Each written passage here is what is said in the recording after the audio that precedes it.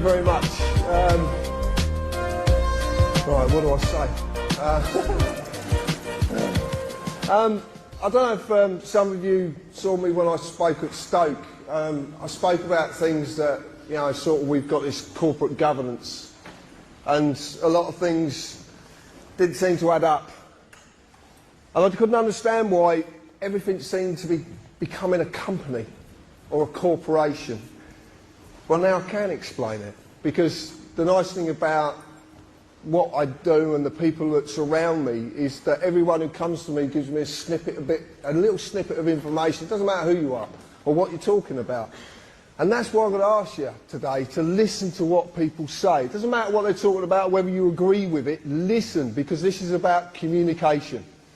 That's what a community is about. It's about communicating with each other. And that's the only reason I'm stood here today. I haven't got a clue why I'm stood here, and I don't know why you've come, but it's just the way things work out. So, just accept that fact and crack on. Right. A lot of you know that we've got a little website called TPUC. I am a carpenter by trade, and I still am a carpenter. I was down recently for a doctor friend laying a bamboo floor, so I still do the job. I have to live. I started this website, and I didn't really know why I started it. But an amazing amount of information came to me that I didn't really understand. And some of it I still don't understand. And I started to look at it, and there was a jigsaw puzzle unfolding in front of me, and pieces were slotting in, and this is the presentation you're going to see. So I want to ask you some very simple questions. And before I start, I want to say that Albert and John are good friends, and I do not disrespect them in any way. I just come from a slightly different perspective. That's all.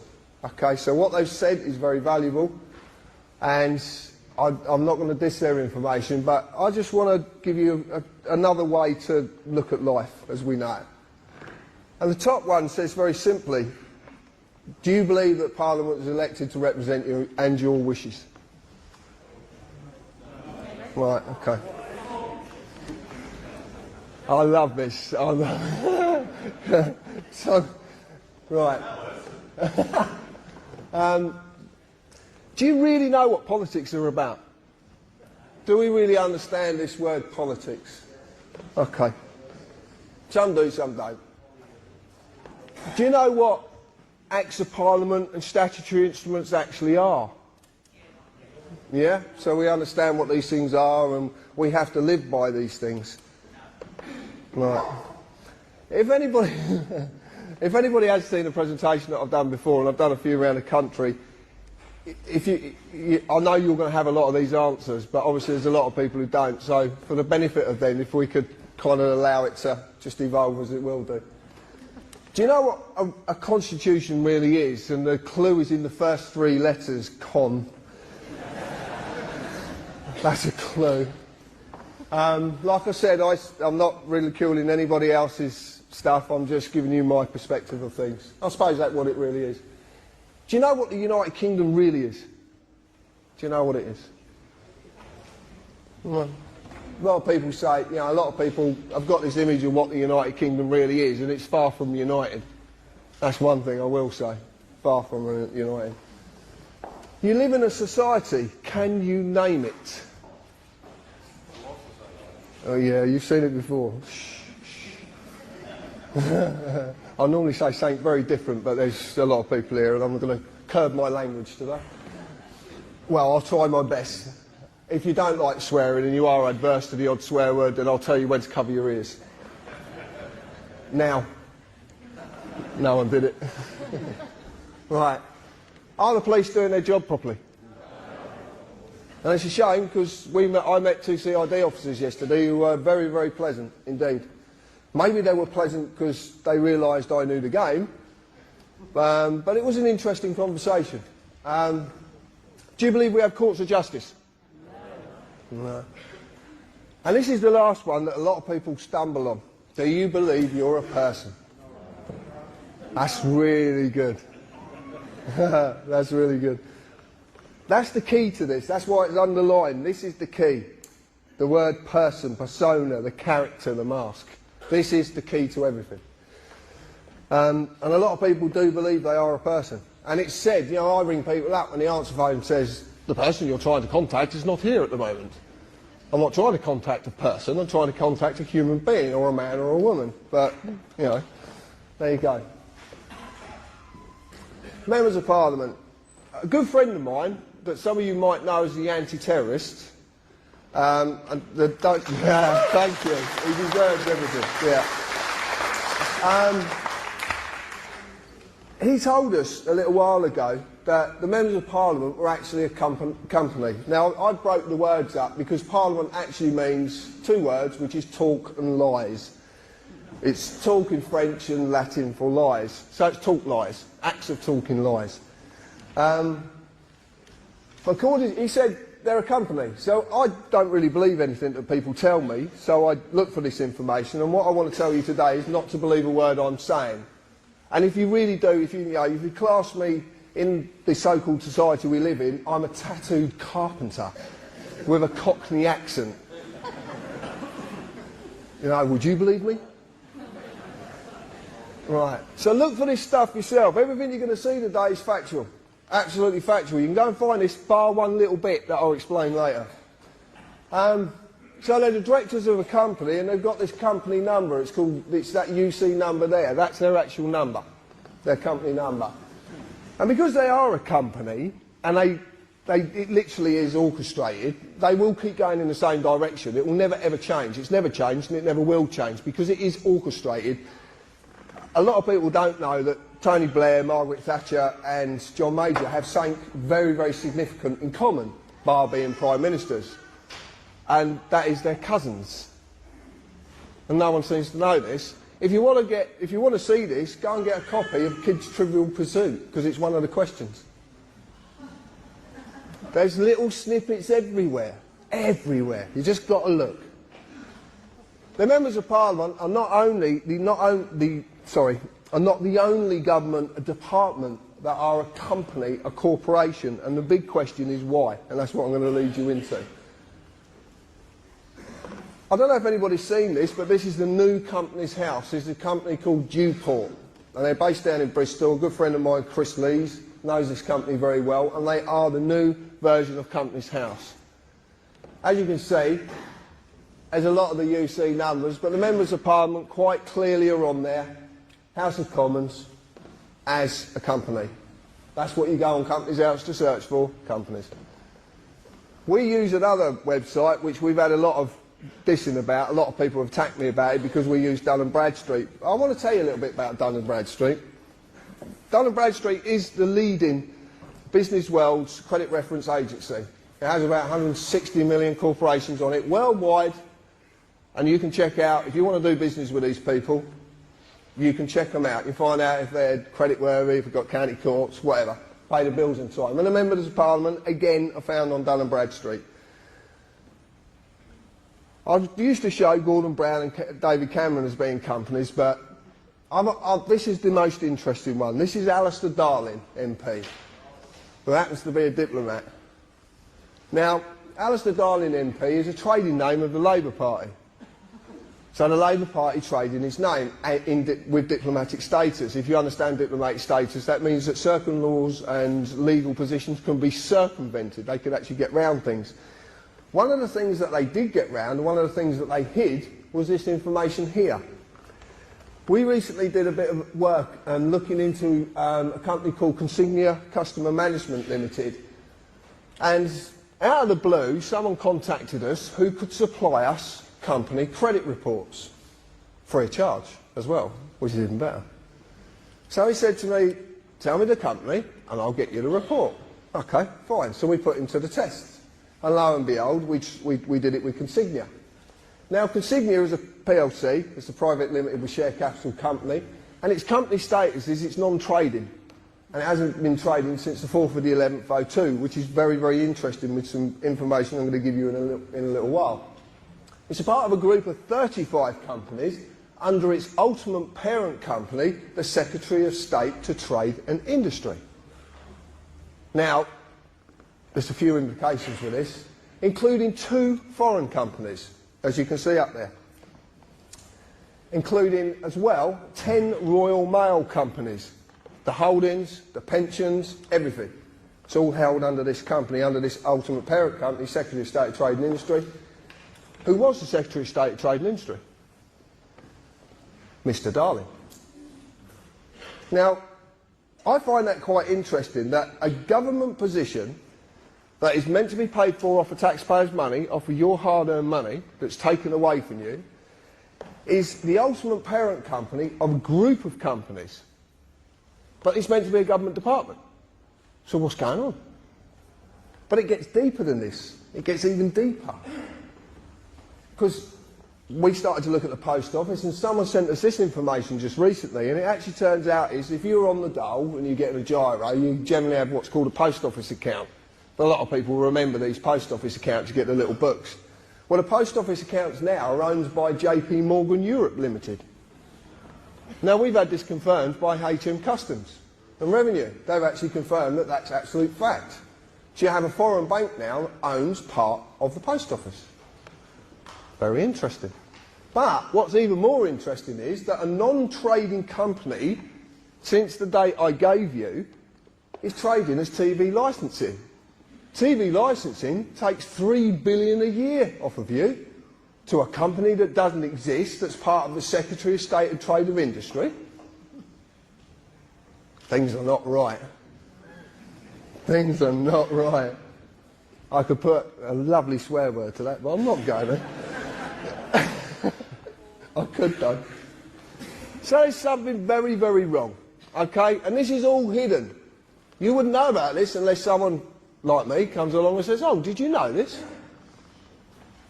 So I started to look at politics, because I didn't understand politics, and certainly didn't understand what Parliament, like you can understand the formulation of Parliament, the history of Parliament, I understand that. But I looked at it, and I'm not going to read it out because it doesn't need to be read out, because it says exactly what's clear. But the interesting part about it is what policy is, because it's actually a written contract. And it's the contracts that are the most significant here. They're the most important part of this.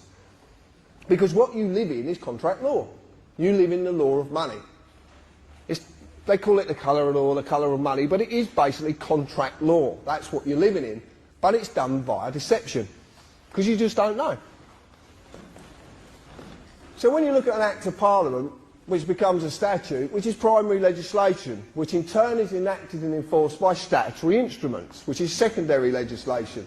Council tax is a prime example. There's thousands of examples, but council tax is one that sort of hits home with people.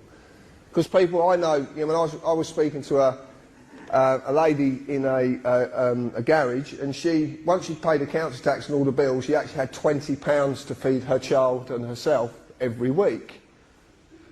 Now, there's something very wrong there, very wrong indeed. And the government said to her, well, if you quit your job, we'll look after you and pay the tax. But because she wants to go and do a job, she is penalised and survives on £20 a week. Most of you spend more on that when you go out for a meal. Just brings it home. It brings it home. So council tax is a statutory instrument. You can check this out for yourself. Go on the OPSIS site. Enacted on the 1st of April 1993 under its primary legislation, the Local Government Finance Act 1992. Now there's a little trick goes on with this. It's quite clever.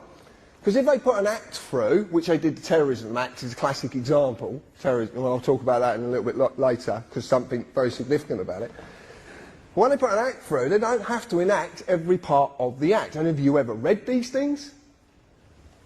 Oh dear. They're mind-boggling, absolutely. But they don't have to enact it. What they do is, they sneak in a statutory instrument every now and again and enact part of an act. The reason they do this is because once they put the act through, they don't have to pull it back through Parliament. It can just be enacted under a statutory instrument. So what you live under mostly is statutory instruments. But you just don't know what they are. Because in all the definitions I could find, and I've searched everywhere to find this, because I want to prove myself wrong, because that's the easiest, but it is a created, written, legal contract. It's contract. That's the point. I'd like you to remember that, because it's going to come back a little bit later on. So I looked at this so-called society that we live in. And I looked at the meaning of society, number of persons united together by mutual consent, which is very important, in order to deliberate, determine and act jointly for some common purpose. My friend Mr. Gerrish, wherever he is, will be enlightening you on this later. But society basically really, all it really means is the socially dominant members of a community. The people who actually say, I'm better than you because of my position, because of my status, because of the clothes I wear, because of the way I walk. Unbelievable. They really do believe it. I remember watching, me and my partner Heb were watching, what were we watching? Some Parliament thing, which was quite hilarious, because it's just like going to the theatre. We were watching it, and Hazel Blears was in the panel afterwards, and she said, I've got a lot of respect for the ordinary people. And I piped up, I'm about to swear, I piped up, who the fuck does she think she is?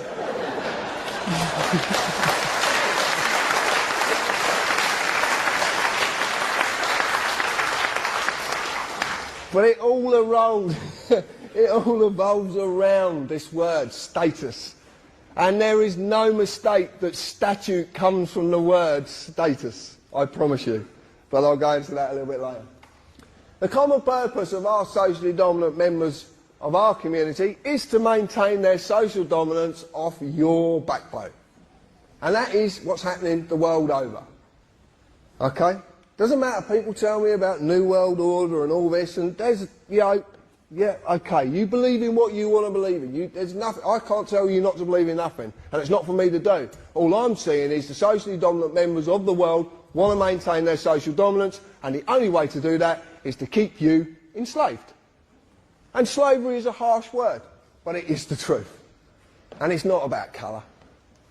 That's just, it's not how we look, how we speak, or what we look like. Everybody in the world who is not the socially dominant is enslaved. But they are as well, and I'll explain that in a little bit. So we've got the socially dominant members. This is simply the Law Society. This is the society you belong to, but as a man or a woman, you're not a member. And I'll explain. So I looked at contracts. An agreement between two or more persons. There's that magic word, persons. That creates or modifies an existing relationship. There must be mutual consent by all parties. Otherwise the contract cannot exist. Cannot exist unless there's mutual consent. And this is very important. It's another thing I'm going to come back to. So I looked at a constitution, which John explained earlier, the way his take on it. And, you know, pretty much that's it, basically unwritten. John talked about the American Constitution, ours is unwritten. The reason I see ours is unwritten, because something that's not written down is easier to manipulate. Very simple. Very, very simple indeed. But see, the point is, a man or a woman is legally known as a thing. Did you know that? You're a thing. No, you are. You're a thing. That's what you're known as. Things. For nothing of substance, natural, and I presume you're all natural, can exist in the legal industry. The thing has to be given a legal personality. A legal person. A certified name. A man or a woman is not a member of this society. The certified name, the legal personality. The legal person is. This is all that is bound by the rules of this constitution of the Law Society, which is actually Anderson's constitution. Now, if you're into the Ministry of Funny Handshake stuff, have a look at Anderson's constitution. Makes fascinating reading. So what I've decided to do, and there's a lot of help from Richard, who sat in the audience, one of the admin, Hev, my partner, Dan, a lot of people have given us help about this, and the anti-terrorist again. This is actually what an Act of Parliament is defined as, a statute is defined as. And it's quite simple. It's a legislative rule of society given the force of law by the consent of the governed, as of a rule of a corporation. Now, as it says there, by its own definition, it tells you it's not law. It can be given the force of law if you agree. But it doesn't mean it's law, because it says it's not. This comes from the neuter of Latin status, the legal character or condition of a person or thing that is actually a maxim. Do we know what a maxim is? Right, well, a maxim in law is an internationally recognised fact in law that cannot be disputed, rebutted or even talked about. It is a fact. And maxims are very powerful. There's a lot of them that are good and there's a lot that are bad. So if you are going to use maxims, just use the good ones. Now, I've been attacked over this so much. The United Kingdom Corporation Limited, formerly known as United Kingdom PLC, United Kingdom Corporation, and now we believe it to be known, and I will say believe because I can't show you the evidence yet, but we believe it's the UK PLC company. And it's on Dun & Bradstreet. So as far as I'm concerned, it exists. But I've been attacked. Oh, you can't take that. It's just a website, blah, blah, blah. Okay. So if it doesn't exist, why is it in the Public Records Office being talked about on at least 3 occasions? Why is it there? If it's something that's complete fabrication, that is not, you know, it's got no tangibility at all, why is it being talked about? And this is in the Public Records Office. Go and look for yourself. You can make an appointment, go down there and look.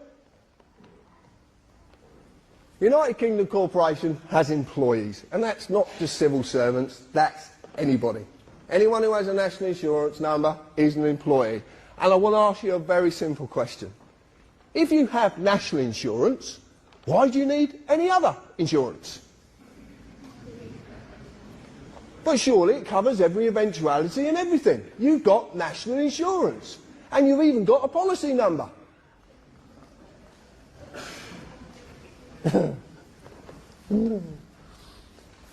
Company policy of this corporation required me as an employee, which I was, to pay tax and follow all the legislative rules of that corporation, in this case, statutes, Acts of Parliament. As in any company, if I break the rules, I'll be disciplined under that company's legislation, which I have been many, many times. Now, the disciplinary procedures of the United Kingdom Corporation are quite simple. See, because the police of the United Kingdom Corporation are all companies. Oh, shock horror. No one believes me. Not companies. Oh, they can't be companies. They're the police. How could they possibly be companies? But they are, because they have to be. As corporate policy enforcement officers, their job is to enforce the rules of the corporation. They're kind of divided in two, because they have a common law duty, which is the oath of office, which Albert's talked about, and other bits and pieces. And then there's another side to them, which is a corporate side, which is very interesting. All the courts in the United Kingdom, including the highest court in the land, are companies. Every single one of them. And they have to be. If I break the rules, I will get an invite to their place of business to discuss my punishment. And as I've said, I've been many, many times. Many times. Except they are not inviting me, I just thought they were. As you do. And it even seems the highest court in the land, which is... Thank you. House of Lords. Why is the House of Lords a court? Come on, John. The House of Lords is a court because originally, and it actually still stands to this day until the 1911 Parliament Act smashed it to bits, but actually the original system was that any legislation coming into this country had to go past the judiciary. Correct, John? So, the House of Lords was the judiciary. It's part of the judiciary. It's actually the highest court in the land. But it's a company. Exactly the same. All companies. I want to talk about my friend here.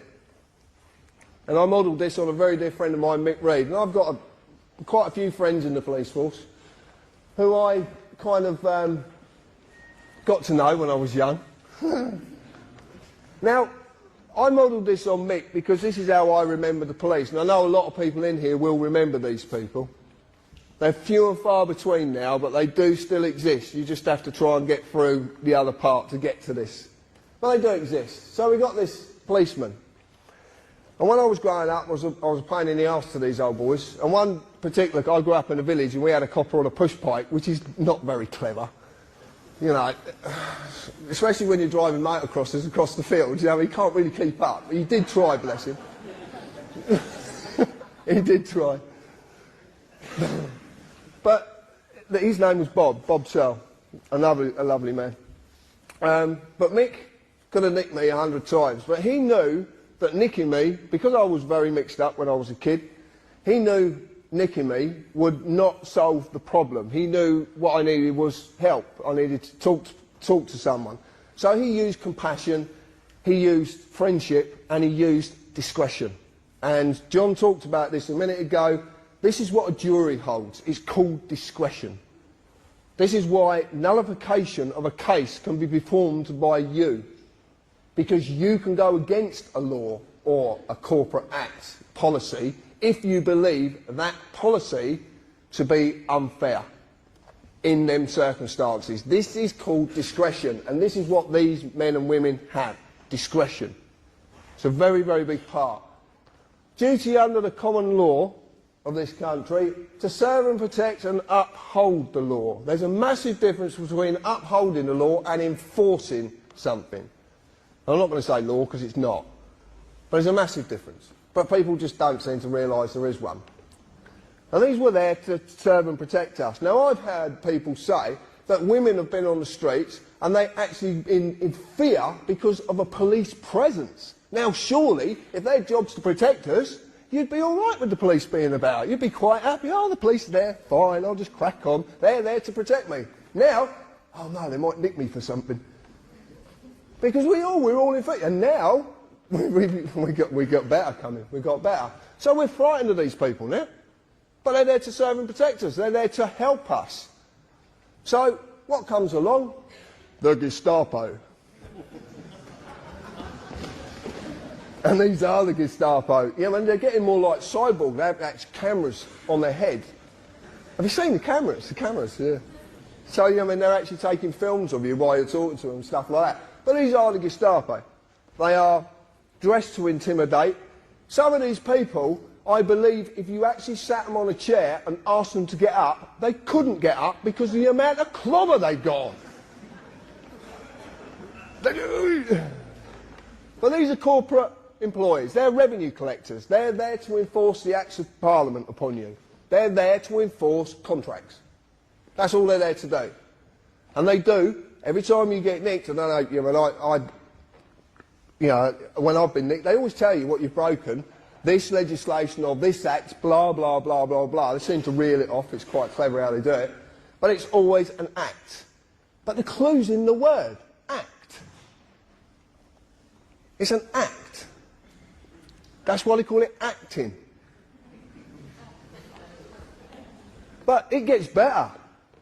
Because now we've got these.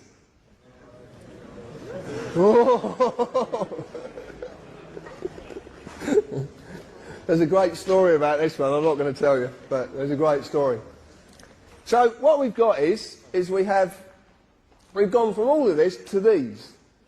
And this is, as you know, a police community support officer who actually has no powers whatsoever.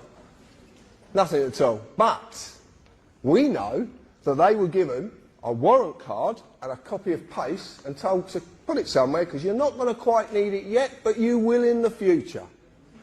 Now that's a very interesting thing to say to someone. They definitely are a corporate employee because they hold no oath of office. Absolutely no oath of office whatsoever. So, the way this country is structured is, unless you hold an oath to the Queen, to the Sovereign, then you have no authority. And how it simply works is this. The Queen is the highest authority in the land because she is a representative of our sovereignty, because we're actually the sovereigns. We didn't do it, but we invest that into the Queen, and then everyone who's taken authority has to have an oath to the Queen, i.e. the judiciary, the police, MPs, the Lords, all of them. They have to have an oath. And this is why these people are on the streets without an oath. Because this is to get you used to people who can't have any authority, having authority under a corporate banner for a very, very specific reason, which I'll lead into. Now I want to explain something, because people actually say to me, you're against the police. I am not against the police in any shape, form or fashion. I just want them to do their job properly.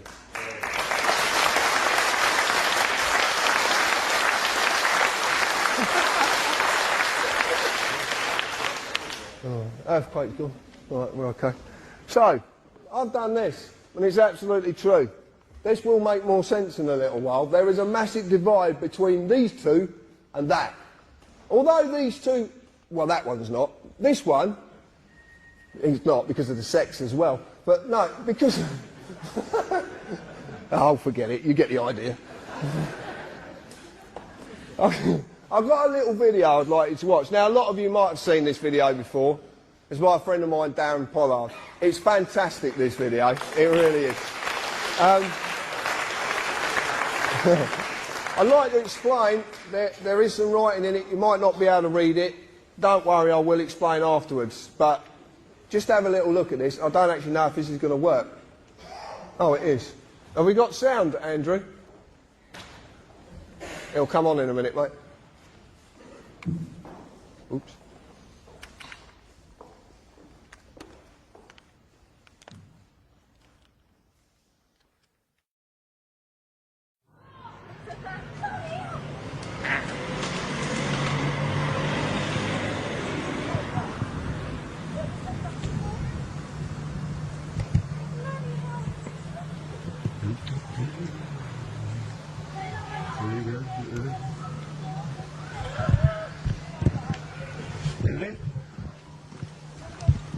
Put the camera down for us, mate.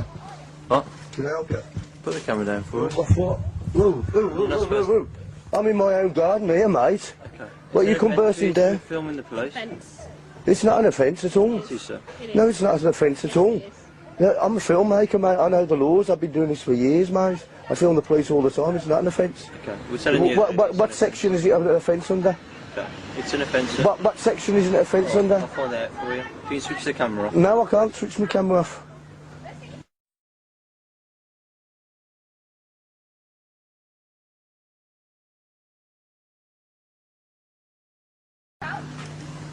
I'm not doing nothing wrong. I'm in my own garden. You've come round our path. I do this all the time, mate. Yeah, you can. I'll get this in with yourself. Get the mobile phone, the solicitor. Mate, this is a free country.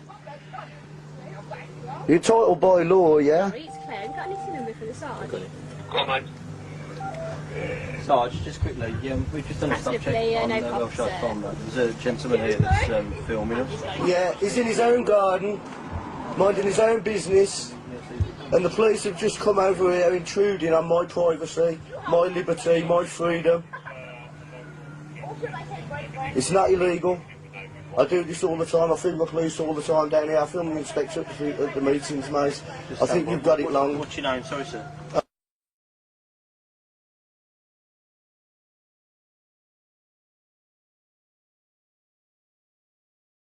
I think you've got it wrong, right? And you know what you ought to do, mate? Do you know what you ought to do? If you don't like me filming you, you do what I do. You go to see the MPs, yeah, and get them to bring it up in Parliament so they can change the laws. But don't come and harassing me over it because it doesn't matter who I am, mate, you know. Okay. You're not number 58. You know. I'm not doing anything wrong at all, mate. Nothing wrong at all. You just took it on your own head to come over and harass me, you know. This is England, mate, you know. Yeah, it's from 58, sir. This isn't communist China, you know that, mate, don't you? I think it's terrible what you're doing here.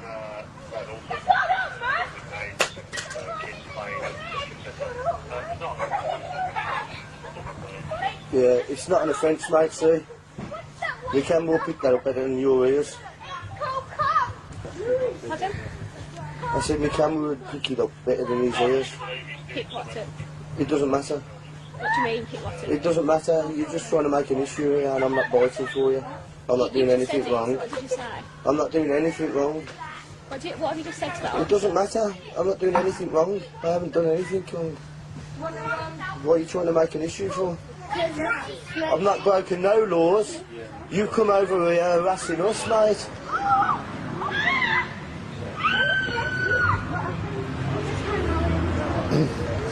Thank you. Have a nice day.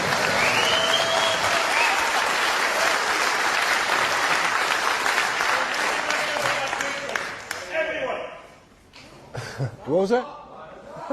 Everyone give them that treatment.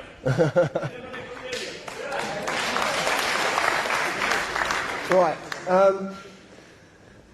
If you don't, if you didn't quite get it, what's actually going on there is the fact that 2 police officers were trying to enforce something that didn't actually exist. And they had to radio their sergeant to find out if it existed or not. And they were told it didn't exist. So they had to stroll down Darren's path and hold their heads in shame. And I have it on good information that male police officer has been passed down quite a few times and he hides his head. And Darren doesn't lie, so I've got no reason to disbelieve him. But there's something very key there. And the thing is that when these people actually pull you up, for whatever they do, whatever you've done, or whether you haven't done anything, more to the case, excuse me, that drink's repeating, ask them. Because most of these people, when they're doing what they're doing, they don't actually know what they're doing. That's the point. They make it up as they go along. The classic is now, do you know you can be arrested for answering questions? Actually asking questions. You can be arrested for it. Friends of mine have been arrested for asking questions. And it's called, what's it called? That's the one, yeah. Obstruction of a police officer in his duty. Now I'm going to ask you something. Arresting people is meant to be in the public interest. So who is their duty to? Because if they're arresting people for asking questions, it's certainly not in the public interest. So, they have a duty, but a duty to what? Might be a question you might want to ask them sometime. Another thing is you'll notice as well, when they knew they were losing, the lady officer decided to pick a fight. Over any issues you could really find. Any issue at all. And this is the point. And the classic was said, your name, your address. This is powerful information they need. They need it, and I will explain this in a bit. But Darren did something, and he did something very, very significant in that video. And it's something that a lot of you possibly could have missed. When that officer said to him, "Can you put the camera down?" he said, "No." And did the officer pursue it? No. One of the most powerful words in the world. It's one of the smallest words in our vocabulary and one of the ones we're so frightened to use. Just say it. No. That's what it's all about. It is. Greater Manchester Police, Essex, Kent, Surrey, Dorset, Lincolnshire, Staffordshire, Cleveland, Merseyside, Warwickshire. All companies. City of London, companies. All registered as companies. They are all companies. This is some interesting information that come via one of our researchers up in Lancashire. And I did find this fascinating.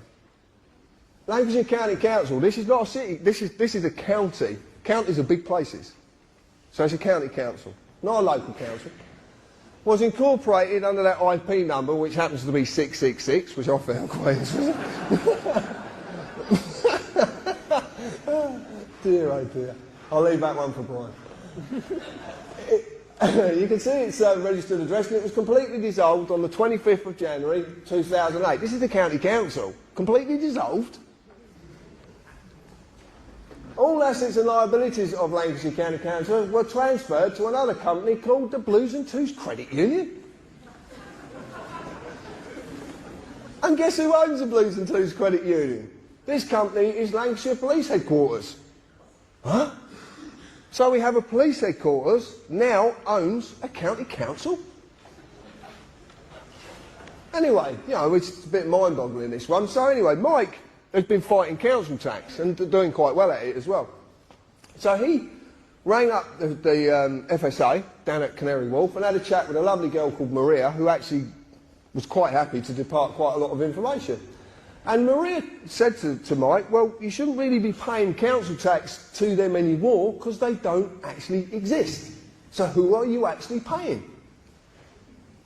which I found fascinating. Well, it turns out that a few people have jumped on this and started to ask some very, very awkward questions regarding this matter, because, truth be known, even if council tax was lawful, which I promise you it's not, and lawful and legal are not the same, and never the twain shall meet, ever. And I will explain a little bit about that. Everyone who's been paying since that date is entitled to a refund. How many more are doing this? How many more people can get refunds? And this is all about money, I promise you. There's nothing more. This is about money. So we found this very fascinating. Same again, I don't really believe. I like to go and look for information myself, which is what I'm asking you to do. I don't want you to believe me. You can go and find this. So I went on Companies House, as it used to be, and lo and behold, there's the IP 666. Lancashire County Council, company removed. Lancashire County Council dissolved on the 25th of the 1st, 2008. Now there's something very significant about this, because if you go and try and find this now, it's not there. Now they're not allowed to do that. But who owns Companies House? Have you looked at the web name? It says .gov. So, we have a company, a council that's not meant to be a company, because if you ring them up and ask Lancashire County Council if they're a company, you get some really interesting conversations with these people. We're not a company, but you've got a registration number, and it's got 666 in it. What's going on?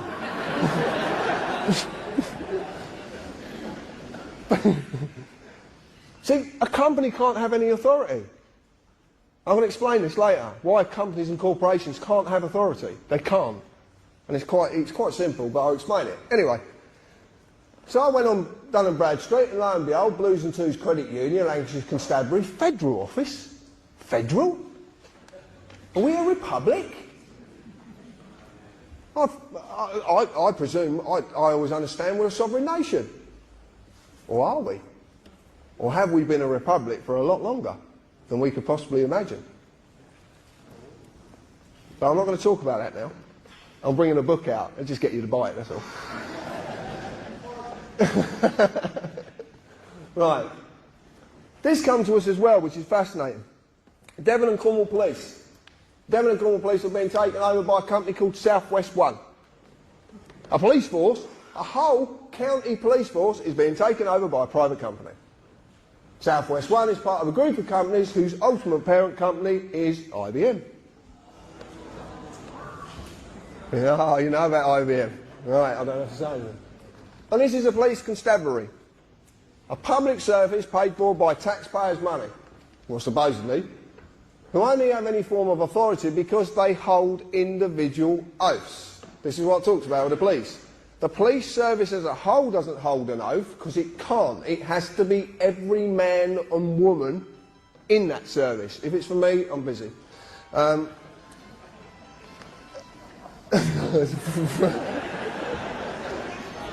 shouldn't do that. I do that every talk, and I shouldn't do it. Right, sorry.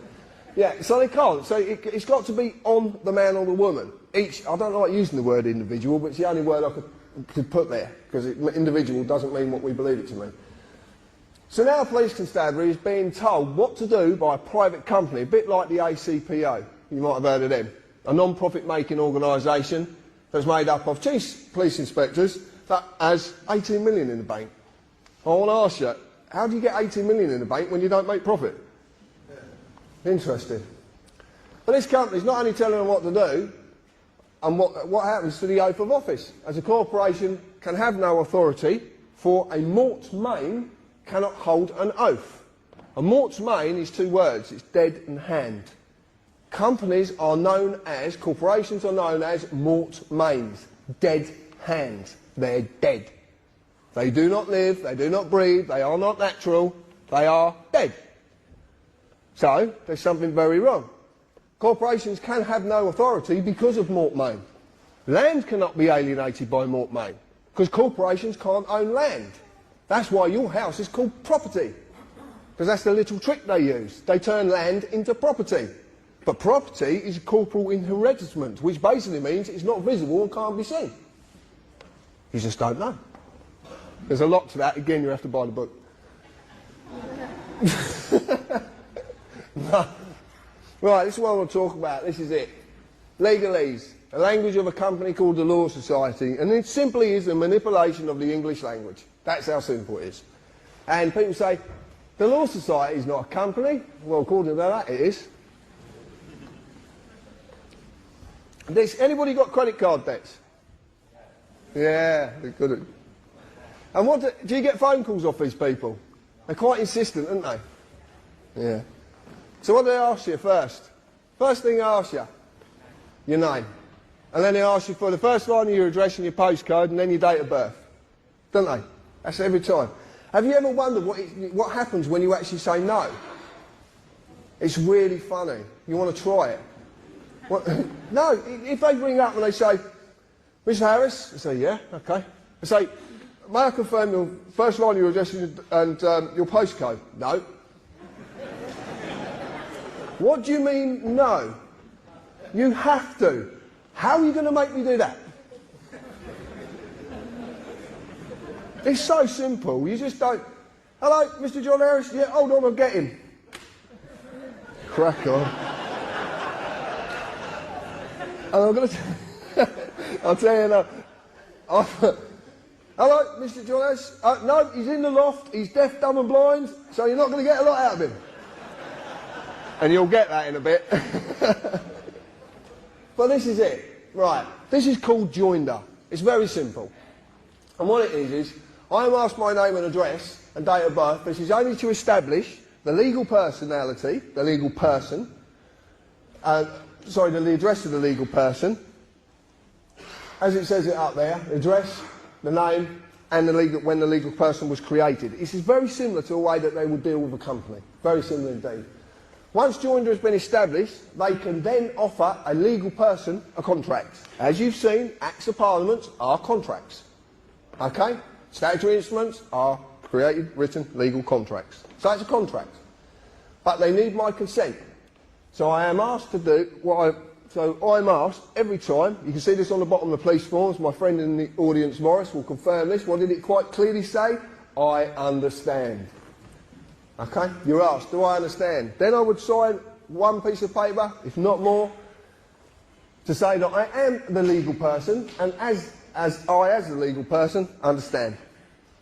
But this is deception. And basically, understand is synonymous with the word stand under. You want to check this out? Black's Law Dictionary. There's 8 versions of it. There's probably a 9th one coming out. But so stand under. It is a legal requirement that you understand, but not that you actually understand. I'm going to put that into English. It's a legal requirement that you stand under their authority, but it's not a legal requirement that you actually fucking comprehend what's going on.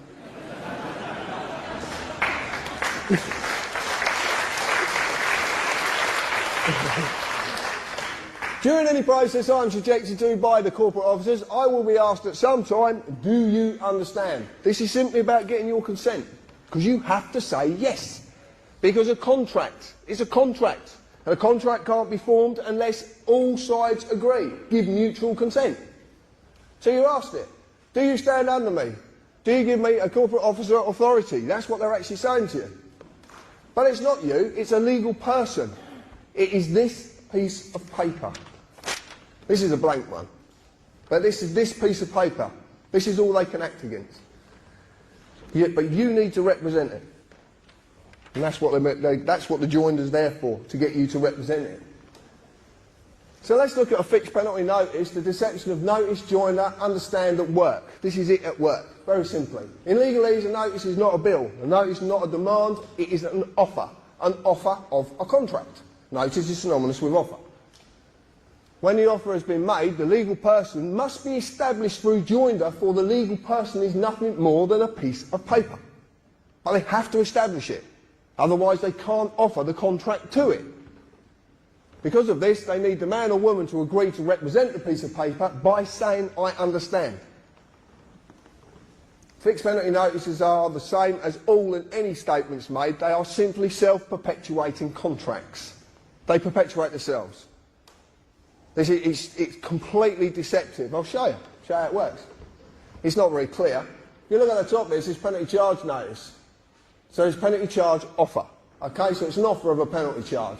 Then you get all the bullshit, right? And it is bullshit. Oh dear. And it says notice to owner, blah, blah, blah, blah, blah. And it even says there, the person. So they're even telling you what they're acting against. They're telling you. They have to tell you. They go around here and then you've got this magic little box here.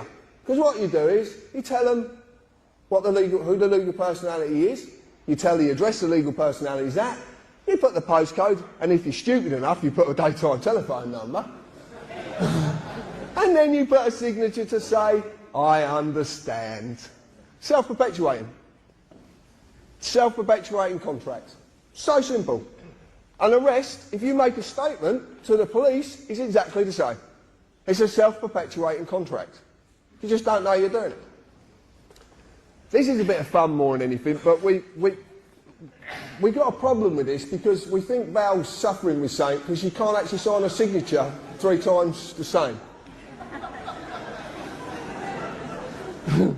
Because half these people don't even exist. I don't know if you know this, but this is a trick of the corporate world.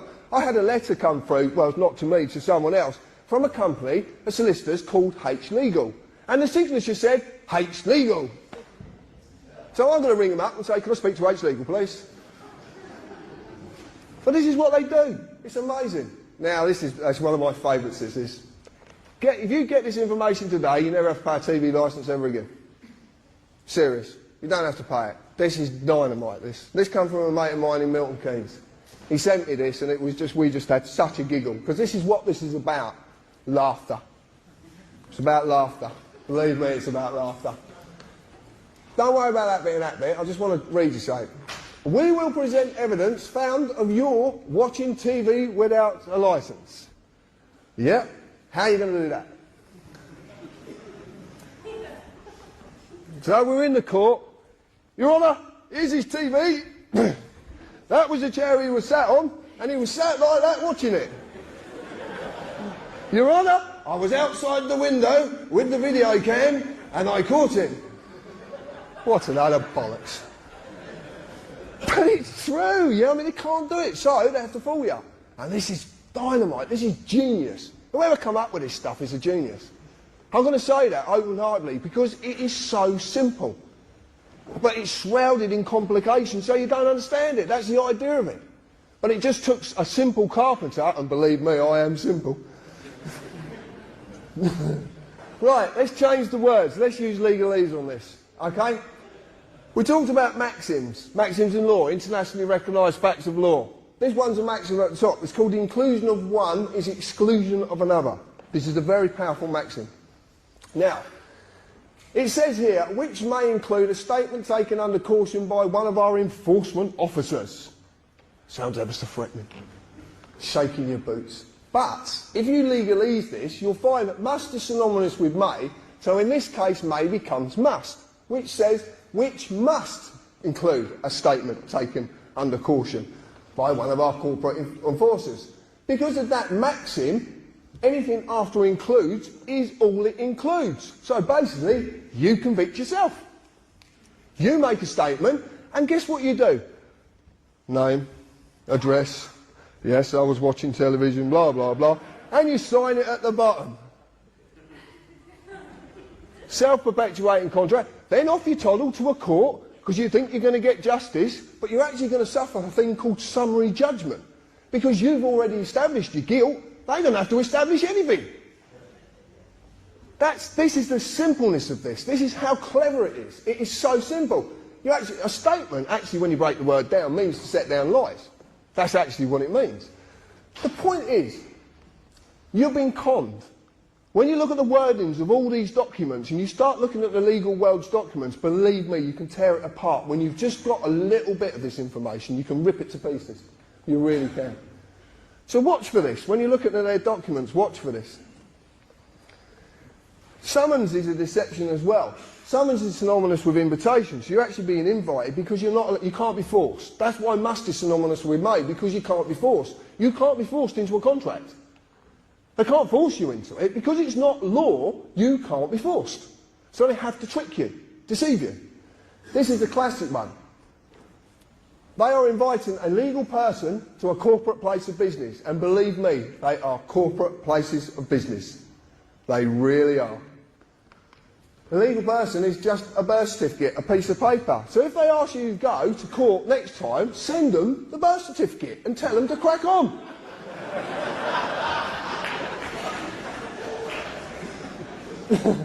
This legal personality was created by the United Kingdom Corporation.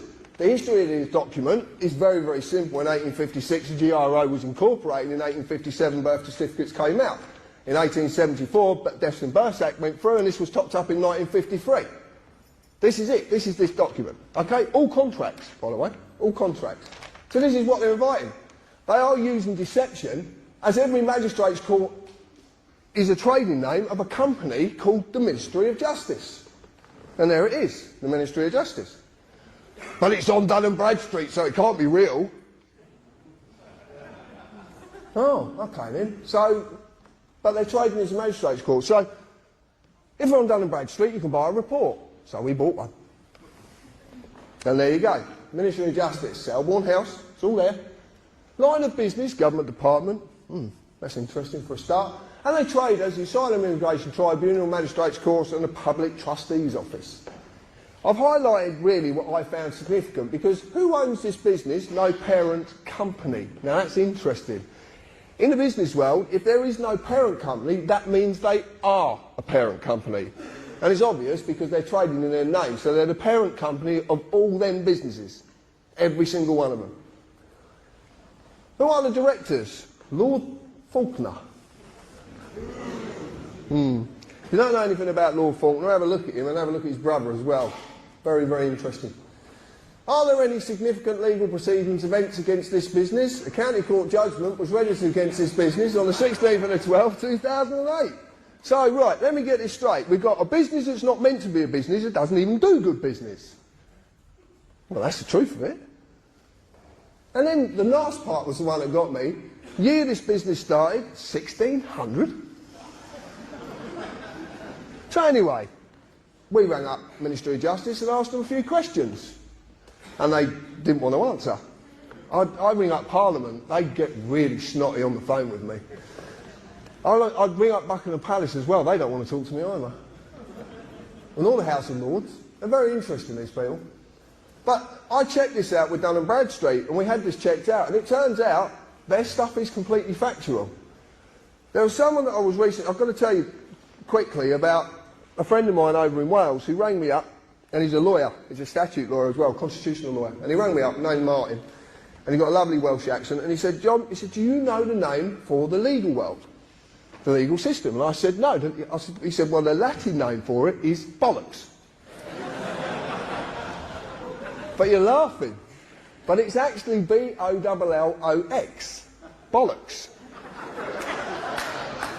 And bollocks means to set into confusion. Aha! So he was right, he was just leading me along a path, and I laughed just the same as you did. He's given this to someone, a barrister, who's looked at this, and there's been a few people looked at this, and it actually turns out that these people have come back and said to us, if this document is legit, which it is, and if you want to see a copy, I've got a copy in there, so I'll pass it round, I'm quite happy to. If this document's legit, this country has been lawless for 409 years. Because the whole justice system is being dealt with by a company. And this makes complete sense when you look at the history of between 1600 and 1717. Again, you have to buy the book. Anyway, when you've bought a report, you can track a company in case there's any adverse credit issues come up. So we decided you have to pay for it as usual. And it turns out that payment performance of the Asylum Immigration Tribunal had gone down to 31 days. And it's actually a blue star, which is pretty bad in Dun & Bradstreet, basically saying don't do business with these people. Really don't do business with them. But what's interesting is we brought this out of the Foundry, and we talked about this, which a few people will know about. About 2 weeks afterwards, there was a little fire in the city. Guess what building burnt down? The Asylum Immigration building. That building broke down. And all the records. Rather convenient, isn't it? It just shows you. There's so much you don't realise that's going on, but this is all heading in a direction which I'm going to get to rather quickly because I'm running out of time. I want to talk about deception in the name because this is very important. If I go to a court, as I've just shown you, a corporate place of business, as the accused, if you go into a court, you're the accused. Point blank, you're the accused. I would be asked to confirm my name. They even would presume to know who I am. The reason they know who I am is because I would have been an idiot beforehand and wrote a statement. So my name is on the top of the statement. So simple. And it is the full name entered on my birth certificate, the legal person. Mr. and the titles are just the legal status of the personality. And I've never been asked for that. I've never got asked for it once. But who is the accused? The legal person, the name on the birth certificate. So when they ask for me, my name, they are talking to the legal person. Not me, but why? If you understand any of this, this is the only slide I would have to show you. This is all I would have to show you. I'm going to grab this. Right. Legal is in for money. This stuff. Pieces of paper. That's all it's about. Pieces of paper. Nothing else, nothing more. Law is about us. We're natural. Okay? Words of substance, words of nature. So if you look at this, legal is in form only. Person. A man or a woman is a substance of words of nature. Legal is the antithesis of moral or natural. It's the exact opposite. Nothing can exist in the legal world unless a piece of paper says it exists. That's its legal personality. So when they ask for my name, they are not talking to me, the man, because as a man, I cannot exist in the legal world. It's so bloody obvious. I can't exist in it. I'm a thing. Unless I've got a piece of paper to say what I am. You don't know what he is. Where's the piece of paper? It's true. I can... So as you can simply see, they're actually talking to this piece of paper. But you're not told this. And there's a specific reason you're not told this. This is the easiest way to break this down. Natural law and common law is actually meant to be a mirror of natural law, and natural law basically is two simple values, harm and loss. That's all it has to be, nothing else. It covers every eventuality. So you've got natural law, that is actually me. That applies to me. Acts of Parliament statutes, the statutory instruments which I've shown you, contracts that only apply to the legal personality. But because that's just a piece of paper, they need me to represent it. Now, I've shown you that United Kingdom is a corporation, I've shown you what the Acts of Parliament statutory instruments, I've shown you the corporate police and the corporate courts, and that's what they act upon. Exactly the same with the councils. That's the system. That's how simply it works. If you look at it and you actually go in your heart, which the lady spoke about earlier, the only basic principle that any nation really need to adhere to are those of natural law, which are harm and loss. You don't cause anyone any harm or loss in your words or your actions. That's how simple it is. As you have seen, the Acts of Parliament statutes only apply to the legal personality, the name, the birth certificate, a piece of paper. As you've also seen, they need a man or a woman to consent to represent the legal person, because a piece of paper can't walk, can't talk, and it can't pick up a pen because it's stationary.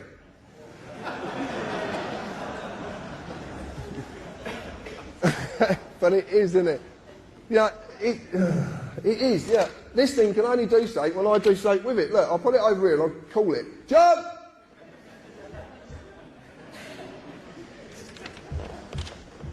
It needs our energy. It needs us to do something. And that's the clue. That's the clue of how to reverse all of this. It really is. Consent can be given in inaction or action. So basically, if I say to you, do you understand, and you nod, that's inaction. If you sign something, that's action. It's that simple.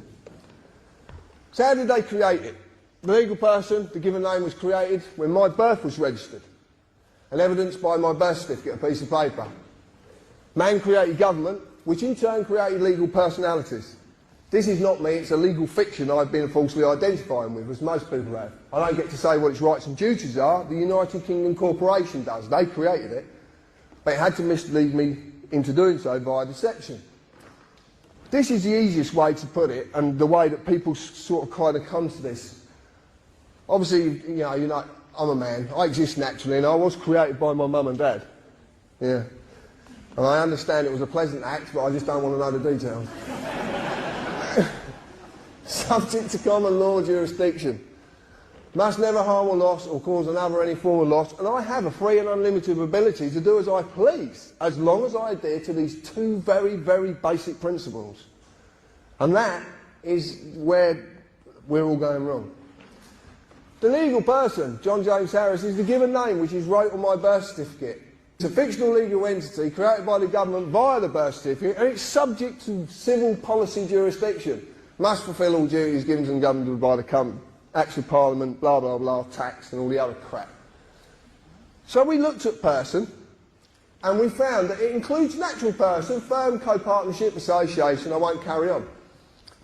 Well, Richie, one of the admin who sat at the top there, actually says, well, how can you define one word using exactly the same word? Because that's a mockery. You're failing to define anything. This is in Black's law. This is the lawyer's Bible, and I know it's their Bible because I had a lawyer turn up at one of my talks with his Bible, trying to take me down with his Bible, and it didn't work. But, in context, that which follows controls, which precedes. Bouvier's 1870, I've lost my piece of paper.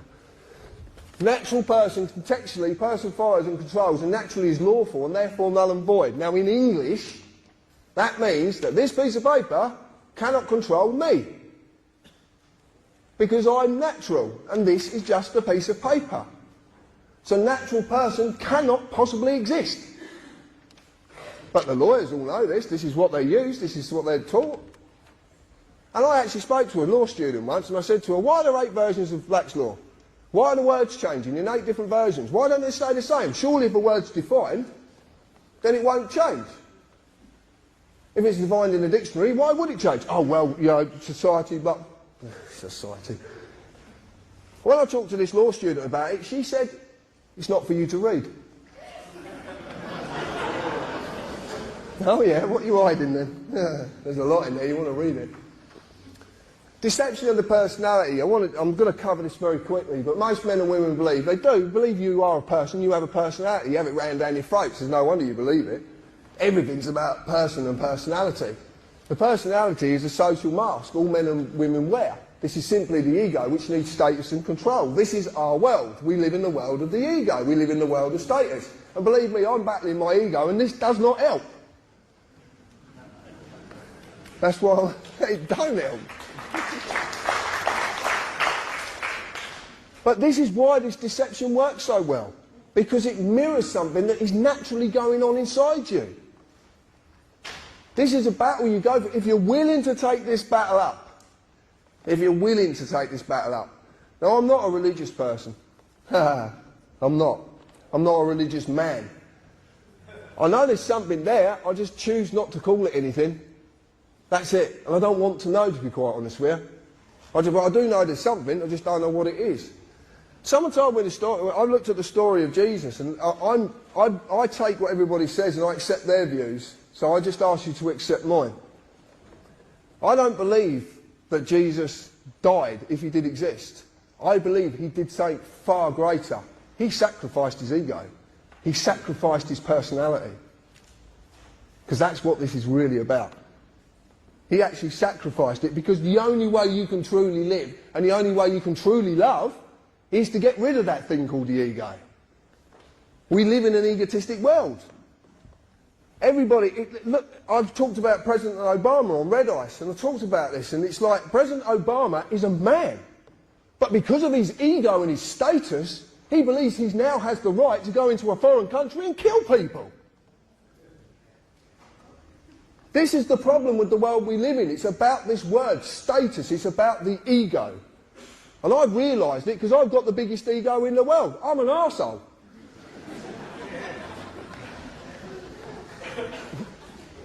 I just don't talk shit.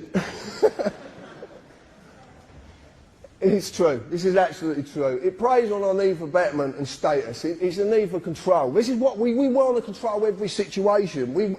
If our ego's not right, it goes into overdrive. I've seen it, the battle of the egos on the forums. It's incredible. Every time you have an argument, it's not a man and a woman or 2 men or 2 women arguing. It's the egos who are arguing. The best way to do it is shut your gob. Shut your gob and the ego can't take over. It might be screaming at me, you're right. argument over. It's not bad to be wrong. I'm quite often wrong. And as a man, I can make a decision any time I want to change my views. Because I can. And that doesn't make things bad. If I can't change my views and learn from my mistakes, how the hell can I evolve?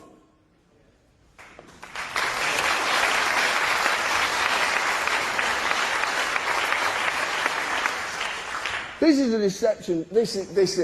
I'm running out of time, so I'm going to have to go through this quite quick. But your parents basically submitted a form, they registered you, and it's exactly the same as when a company's registered. And if you look on your birth certificate, you actually says the birth certificate is not evidence of identity. So it's actually telling you, quite clearly states, it has nothing to do with a man or a woman.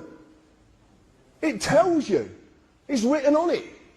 Also, the fact it holds a Crown copyright on it, so it's not even yours. The same as money. Money's got a copyright on it. It's not yours, it's just a product for you to use. Deception of registration, this is absolutely true. Consider this, could the government actually take my car away and crush it if I lawfully owned it? Could they do it? Why can't they? No. If I legally owns my car, if I lawfully own it, then they can't take it from me because it's a crime. Okay? Theft is a crime. Doesn't matter who's stealing, it's a crime. But by using the process of registering my car, they duped me into handing over legal ownership. So now a company owns my car. But that's a very unique situation, because if a company owns my car, hold on a minute, I got this V5 document that says I'm the registered keeper. Hold on a minute, I'm the owner. No, you're not, you're the registered keeper. Okay, so if I'm not the owner, that means who I registered to is the owner, which is a company. So, that's very interesting. So, this works for your children exactly the same way. Exactly the same. And they are, see? The car is legally owned by a company, Department of Transport, traded as DVLA. All I'm going to say to you is, if you get a parking ticket that says it applies to the owner, send it to the fucking owner.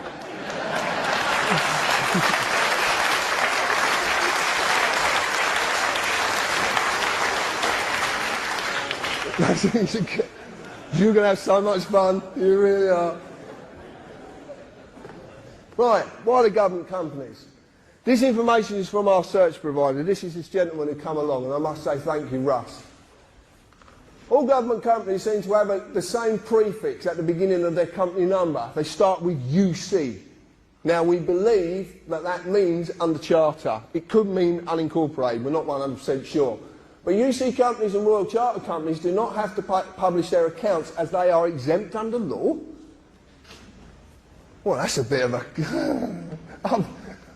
So if you do start a company, apply for a Royal Charter, because you're exempt under law, you don't have to publish your accounts, you can do what you want.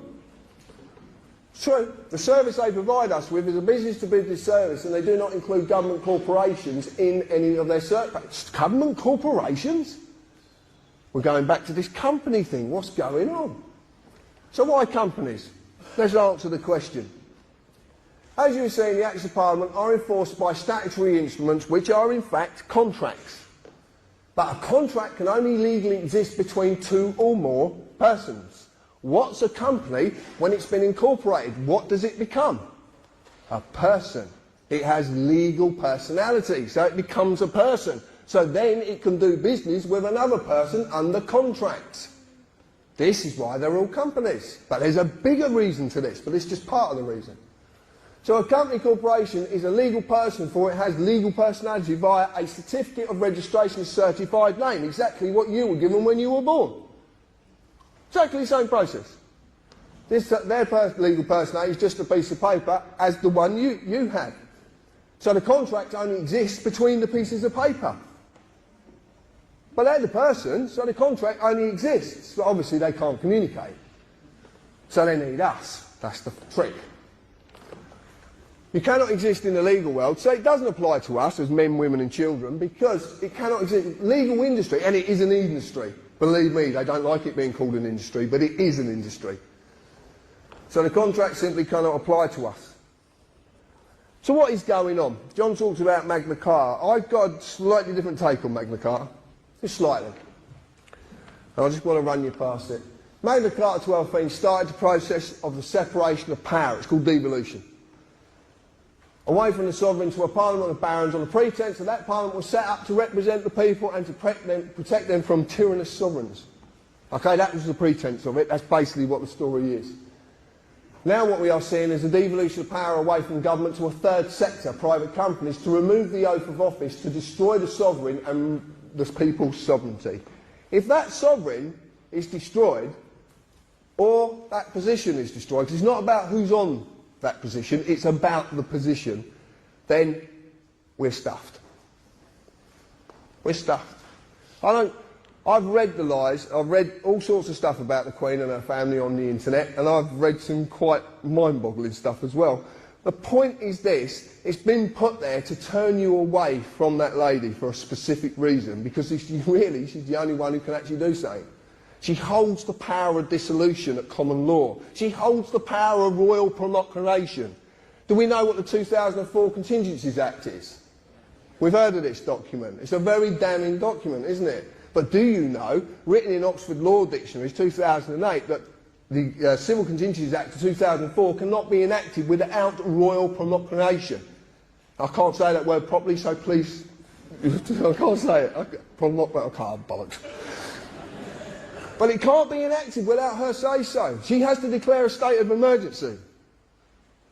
You've been turned away from that lady for a specific reason, a very specific reason, because of that power of dissolution. What happens to a company when you dissolve it? Gone. I'm going to get to it in a little bit. This is to finally create the corporate republic, to stop everything that was created from this island being uncreated, because the world suffers at what we created. Not us. Our ancestors created. 52 countries in the world suffer under our hand. Probably more actually now. But they suffer under what was created from this country and went out with the fleet. That's why it's called fleet law. But they have a problem. For as long as I live and breathe, this island, its people and their descendants will never perish. And I'm going to explain why. Nor will their sovereignty. A little while ago, well about a year ago, I marched myself off down to Buckingham Palace and decided to serve papers on the Queen. Most people actually believe I was out of my mind. What I'm going to say is, I was. Completely out of my mind.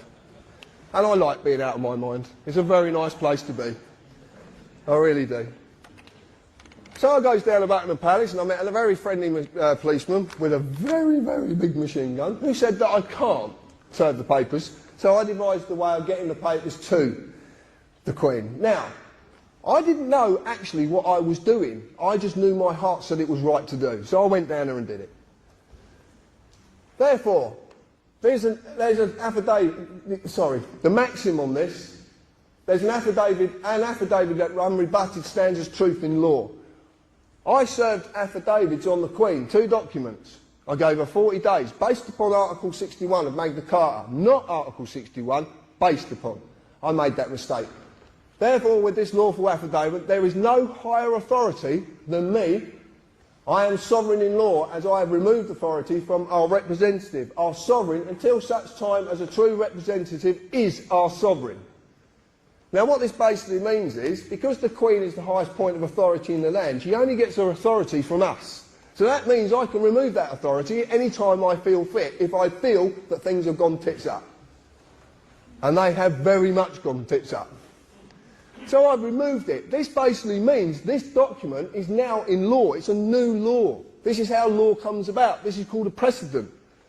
You can call it John's law if you want, but it's a new law and it's for all you to use. You can use it. You go into a court of law and you use this document correctly, you can actually prove to a judge you are the highest authority within that court, and there's nothing they can do. Nothing. Because this removes their authority. They have to have an oath to the Queen to take their position as a judge or a magistrate or as a recorder, which is a barrister who's learning to be a judge. So if they have to have an oath to the Queen, you've removed the power of that oath to have any form of authority. You become the highest authority, and that law that can't be rebutted. We've got them we've got them. Whatever way they turn, they're knackered. Now they're ignoring these documents because they daren't face up to it. They really don't face up to it. It's actually gone nowhere near the Queen. It probably ended up at the FCO, Foreign and Commonwealth Office, which is probably the best place it could go. We, the people of this island, have the power to simply say no. This affidavit says no. You're not doing this anymore. I'm putting an end to it. All the people of the Commonwealth can do exactly the same. And the reason it was based upon Article 61 is because it's lawful, peaceful hindrance with no violence. No violence.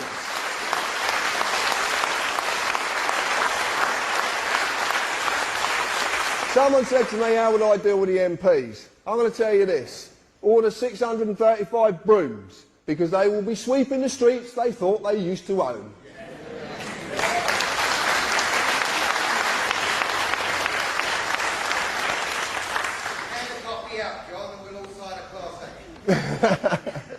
Oh, and we just found out as well, you don't need solicitors anymore. 3 people can do this. Just 3 independent people can sign any affidavit. So we're even going to stop the corporate body having their money. Okay? So you don't need solicitors. Come and see TPC members, or go and get your friends together and you can sign these documents and get them off. You don't exit the system. You don't do anything. All you're saying is, this is what needs to happen. We need to reclaim the sovereignty, and this is how it's done. This is the clue. This is it. This is what you can use. Once you understand what we're doing, you have to have a certain amount of gumption about you to do this, and it takes a bit of strength to do it. The lady said earlier about having courage. I don't see it as courage. I just see it as using your heart to allow you to deal with situations and not your mind. Your heart will deal with everything peacefully. Your mind will enter into the ego, and lo and behold, things will happen. To survive without money is nearly impossible in the world we live in. But that does not mean just some of us are enslaved by this product. It means all of us are. Everyone. And that's the key. My daughter said to me, she's 13 years old, she said, Dad, if we're in debt, print more money. And that sparks that, because I love the way that kids do things. They just see everything so simply. And the interesting part is, it's true. If you have the power to create money, why would there ever be debt? And if there is debt, it's there for a reason. So what we decided to do, as a bit of fun, if you might want to do this sometime, a little while ago, we started to write "of what" with a question mark. And we're sending them back. Just a bit of fun. But you could add, and also as well, there is a copyright, so it's not yours. It's nothing to do with you. It's just a product for you to use. Money is everyone's lifeline. Money is not a valuable commodity. You are, because of what you do, the work you do for that money. Because without you, this whole country would grind to a halt. It's so obvious. It is so obvious. Okay, it's what Gandhi did, basically. Exactly what he did, until 1946. The only way that you will do that work is to be promised to receive money for that work, because you need it to survive. And most people do only survive. They do, simply. You know, there is a lot of people who are fortunate enough not to just survive, but there is a very, very good amount of people in on this island who just survive. And that's very sad, because my one belief in my heart is that no one should have to pay to live. No one. Companies and corporations only exist because of money. The money they receive from you is simply their lifeline. A lot of the time to feed their greed, to maintain their delusion of status, and to maintain their social dominance. Because that's basically what it's all about. That's what it all boils down to. But the simple question is, what happens to these companies and corporations when everyone says no?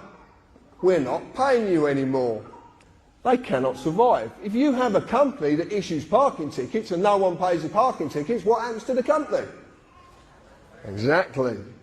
Now this is something we can have a lot of fun with. We can have a lot of fun with it, believe me. So this is a conclusion. Simple conclusion: don't give them any money. Keep it yourself. And you can use so many tricks. There's so many things that I do. It's so funny. And it is about fun. Lawful rebellion. Deny their lifeline. This is what I do, and I just simply do this every day. I peacefully resist all claims against me by refusing to represent that piece of paper. I've just done it with the debt collectors I showed you, and that's what I said to you. Because it's a piece of paper and mine's in the loft and it's deaf, dumb and blind, I tell them it's in the loft and it's deaf, dumb and blind. I never accept any of their paperwork. I never accept their paperwork. Every single bit of paperwork that's ever sent to me gets sent back. Because there's something you might not have seen on their letters. Right? This is what we do. It's called no contract, return to sender, right across the address window. But on the, this is HM Customs, just a load of bollocks from the tax man, who's actually trying to make me bankrupt, which is hilarious. Because I actually said, you're trying to make me bankrupt from a bankrupt company? That's very funny. But they got a return address. So this means this has got two-way travel, because if it's not delivered, it has to be sent back. So I'm just utilising that fact and sending it back to them. So this is what we do. Now I've got a taxman who comes and actually tries to give me the letters. And I just say to him, sorry mate, I don't accept your paperwork.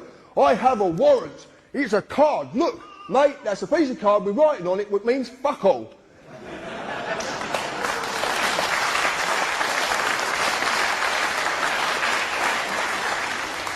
You learn this, you can have a lot of fun, but you got, and, oh, you do.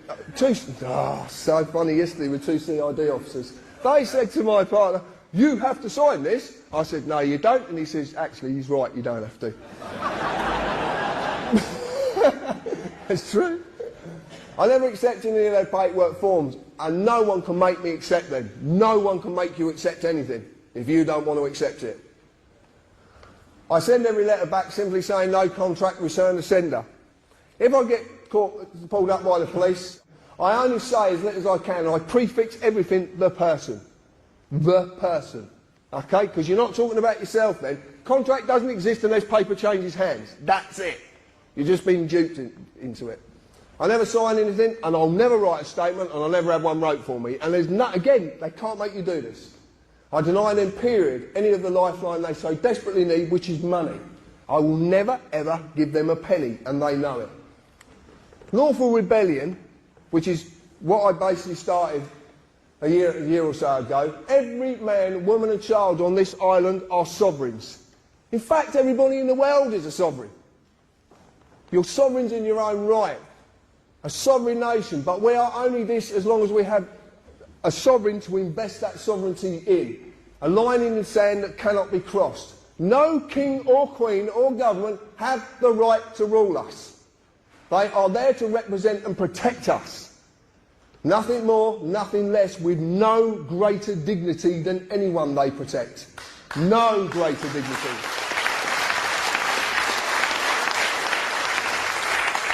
All the power within this island is held by you and granted by you. Everything that is wrong can end when you will it to. Everything can end when you will it to. We must allow for that line to be drawn in the sand once more. This is lawful rebellion. That is that line. We have to draw the line. Us. What have I done?